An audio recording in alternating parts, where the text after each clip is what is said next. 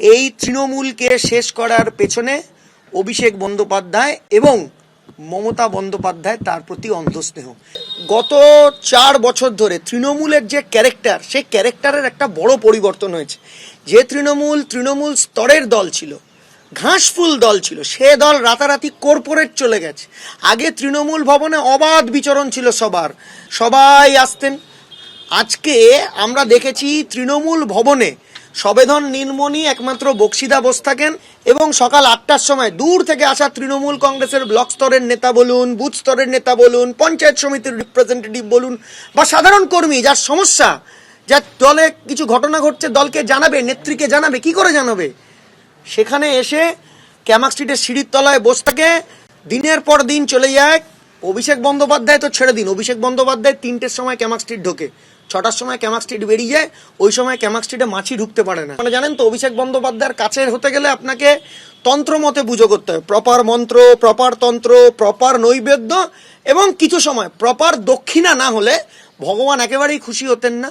অভিষেক বন্দ্যোপাধ্যায়ের নেতৃত্বে একটা সাবোটাজ হয়েছিল মমতা বন্দ্যোপাধ্যায়ের সরকারকে ফেলে দেওয়ার, সেটা আরজিকর মুভমেন্টের সময়। আর যারা আরজিকর মুভমেন্টের সময় আন্দোলন করেছিলেন, সেটাকে রিফিউজ করেছিলেন, তাদের সবাইকে সাইডলাইন করার চেষ্টা করেছে অভিষেক বন্দ্যোপাধ্যায়, ইনক্লুডিং মি। এরপর কসবা ল কলেজের যখন ঘটনা ঘটে, আমি একটা ফেসবুকে প্রোটেস্ট করি, প্রতিবাদ করি যে ফ্রেশ ব্লাড যে অভিষেক ব্যানার্জি জিন্দাবাদ বলবে, সেই অভিষেক ব্যানার্জির লোক হয়ে যাবে, সেই তৃণমূলের ফ্রেশ ব্লাড হয়ে যাবে, সেই নেতা হয়ে যাবে। তখন আমাকে অভিষেক বন্দ্যোপাধ্যায়ের অফিস থেকে বলা হয় যে না, এটা করা যাবে না, ডিলিট করে দাও।